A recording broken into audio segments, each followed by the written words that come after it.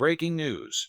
Raider Nation, get ready, because major updates are coming out of Las Vegas. The Raiders' final 53-man roster is set, but how strong is this team heading into the season? Which players passed the test, and which ones still raise concerns? Stay locked in, because what I'm about to reveal could change the way you look at this roster. Raider Nation, welcome back. Today, we're diving deep into the Raiders' 53-man roster and breaking down every position with honest grades, no sugarcoating. With Week 1 against the New England Patriots just around the corner, it's time to take a real look at how this team stacks up. Before we jump into the latest breakdown, make sure you subscribe to the channel, hit that like button, and don't forget to ring the bell icon so you never miss breaking Raiders updates. Let's move on to the new news. Here's the plan. We'll go position by position, starting on the offensive side of the ball, and I'll give you my honest grades, not just for individual players, but for the overall group. Let's begin with the quarterback room. The Raiders currently have Geno Smith, Kenny Pickett, and Aiden O'Connell, though O'Connell is on IR and expected back by Week 5. Now, here's the truth. Geno Smith doesn't get the respect he deserves. He's one of the most underrated quarterbacks in the entire NFL. Kenny Pickett adds solid depth as QB2, and when O'Connell returns, that gives the team a reliable third option. Compared to other quarterback groups across the league, this room is stronger than most. And yes, Cam Miller is still developing, but overall, this QB depth chart feels steady heading into the season. Now, let's talk grades. Starting with Geno Smith, I'm giving him a B+. He's not quite in that elite top 10 conversation yet, but he's right on the edge, hovering around that 11 to 14 range in the league. Solid, reliable, and capable of making big plays when it counts. For Kenny Pickett, I'll be honest, he's about as average as a backup quarterback gets, which lands him a C grade. Nothing special, but he won't sink the ship if he has to step in. Aiden O'Connell gets a C. He's slightly behind Pickett in development, but still not in that subpar category. He can manage a game, but he's got a ways to go before becoming a trusted second option. So overall, the Raiders QB room, that comes in at a B. Not bad, not elite, but depth gives it some stability. Now let's move to the running backs. This group is carried by one name, Ashton Jeanty. Drafted 6th overall out of Boise State, he's already proving why the Raiders invested so high. Explosive, powerful, versatile, he's a future top 5 back in the league. For me, Jeanty gets an A grade without question. Behind him, things get a little shaky. Zamir White earns a C. He's flashed moments of brilliance, especially in that preseason finale, but he needs to find consistency. Raheem Mostert slides in at C, a decent change of pace option, but not a long-term solution. And Dylan Lobb, he's really here for special teams value, which is why he gets a D. Overall, though, with Jeanty leading the pack, the Raiders' running back room grades out at a B+, above average because of that superstar talent at the top. Now, the wide receivers. This one's interesting. Recent comments from Pete Carroll suggest that Amari Cooper might slot in as the WR3, while young guys like Dante Thornton Jr. and Jack Beck will have to earn their way into more snaps. As for the grades, Jakobi Meyers is one of the most underrated receivers in the NFL. He gets a solid B+ from me. Tucker sits at a C+, but I expect him to push for a breakout in year 3. Both Amari Cooper and Dante Thornton Jr. come in at C's, good, serviceable, but not yet difference makers in this system. When it comes to the wide receiver group, there are some interesting dynamics. Dante Thornton brings a unique element. His size and blocking ability stretch defenses and open up opportunities for others. He may not yet be a polished WR3, but his presence impacts the offense in ways that don't always show up on the stat sheet. Then there's Jack Beck. He's still developing, but the potential is there. Think of him as a hybrid mix, a lighter version of Brock Bowers' physicality with a bit of Hunter Renfrow's grit. He does the dirty work, he blocks, he's unselfish, and in time he could grow into a bigger role, possibly even stepping in for Jakobi Meyers down the line. But he's not there just yet. So overall, I'm giving the Raiders' wide receiver room a C+. It's average to slightly above average, maybe somewhere around 15th in the NFL. But here's the key. This group fits the Raiders' identity. They've got selfless players who block, run tough routes, and put the team above personal stats, and that helps the offense in ways casual fans might overlook. Now let's turn to the tight ends, a position group that really stands out. The Raiders only carry three, but that's all they need because of how this roster is built. Expect a lot of 11 personnel, three receivers, and one tight end. And when you have Brock Bowers, that's more than enough. Bowers is simply elite. Not just the best rookie, not just a rising star, he's already one of the best tight ends in football. For me, that's an easy A+. Behind him, Michael Mayer is no slouch either. He's developing into a reliable weapon and has top 12 potential at his position. He earns a B+. Then there's Ian Thomas. He's the grinder, a blocking tight end who might get the occasional red zone look, but mostly he's there to provide depth and do the thankless work. He gets a C. Taken together, the Raiders' tight end room is an A overall.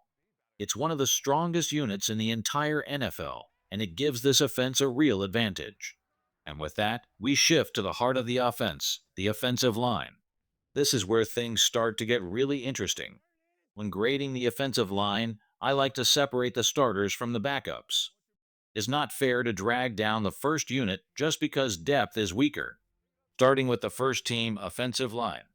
Colton Miller, no surprise here, an A grade. He's one of the best left tackles in the entire NFL. Dylan Parham, he's developed nicely this offseason, earning a B. Jordan Meredith, for now a C. There's potential, but he still needs to prove himself when the real games begin. JPJ Jarrett Patterson Jr., a strong B+, steady and reliable. DJ Glaze, I'm going with a C+. He's got upside, but I need to see more consistency before I move him higher. So overall, the starting O-line grades out solidly.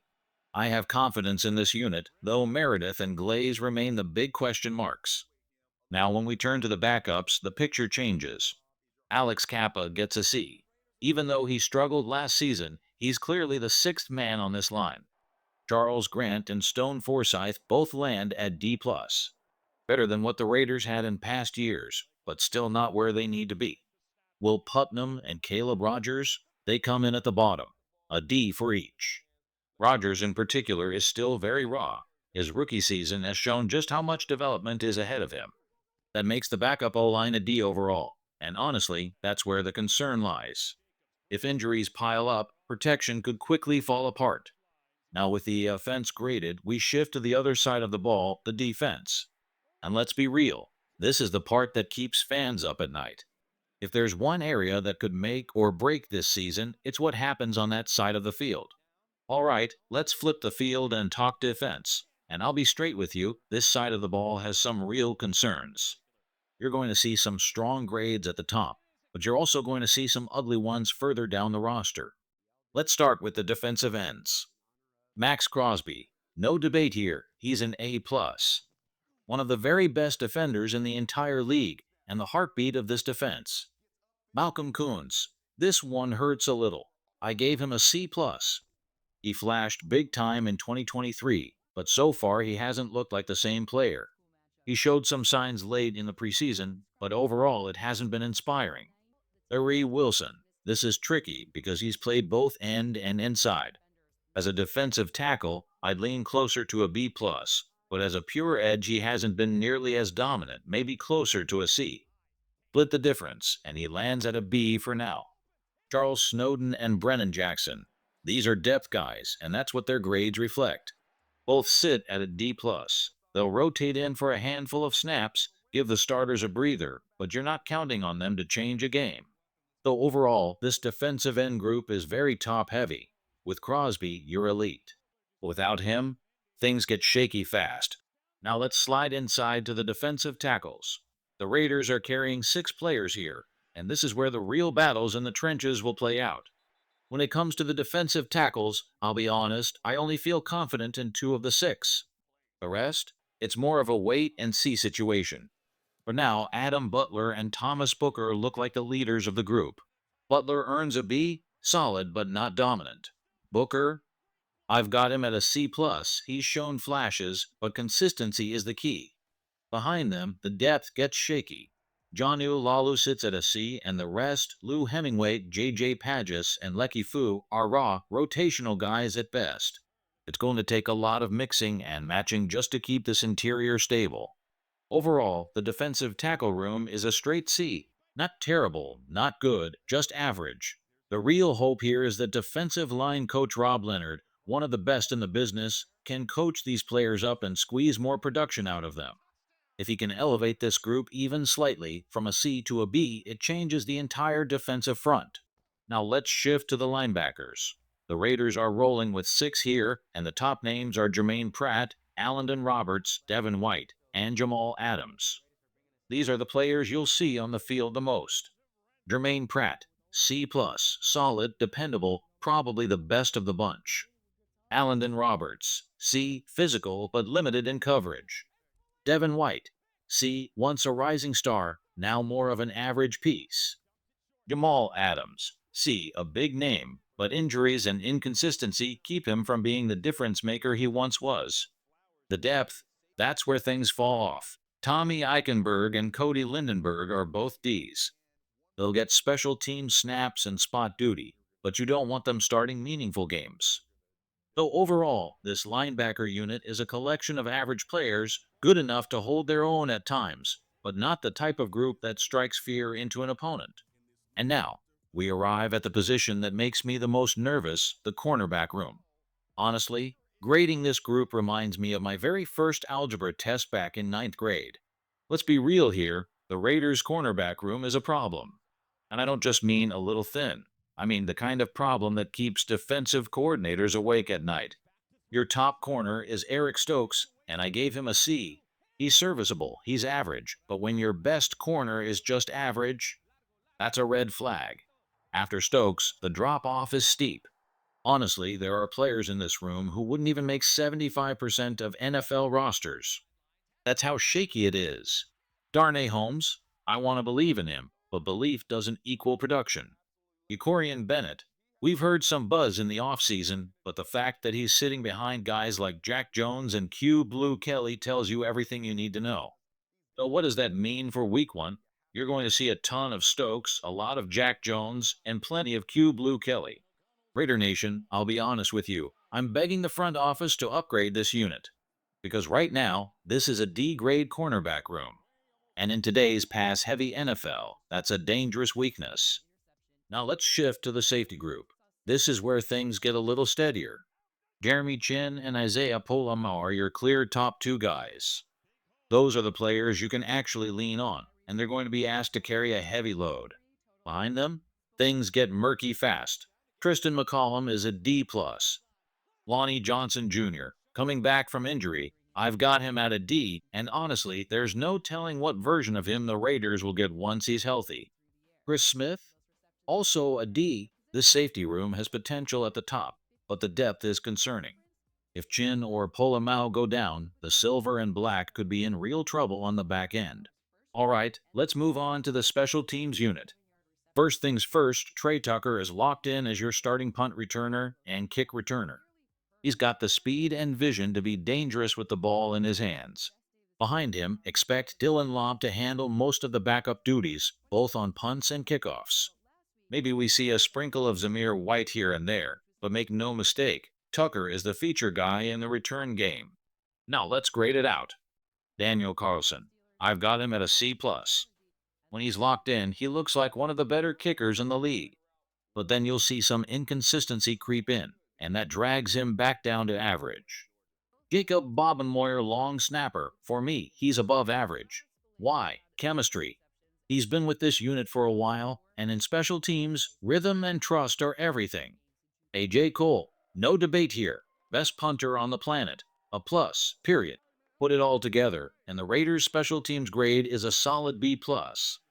But I know what you're waiting for, my final report card for the entire roster. Here's how it shakes out. Offense, B+. This is quietly one of the better units in the league, with legit top 12 upside if everything clicks. Defense, C, and this is where the alarms go off. Max Crosby and a few others can keep it afloat, but the secondary, honestly, it might be the worst in the NFL. Overall, C+, which puts the Raiders in that average football team category. For me, that's about 8 to 9 wins. Not terrible, not great. Just stuck in the middle. And Raider Nation, that's where this team stands right now.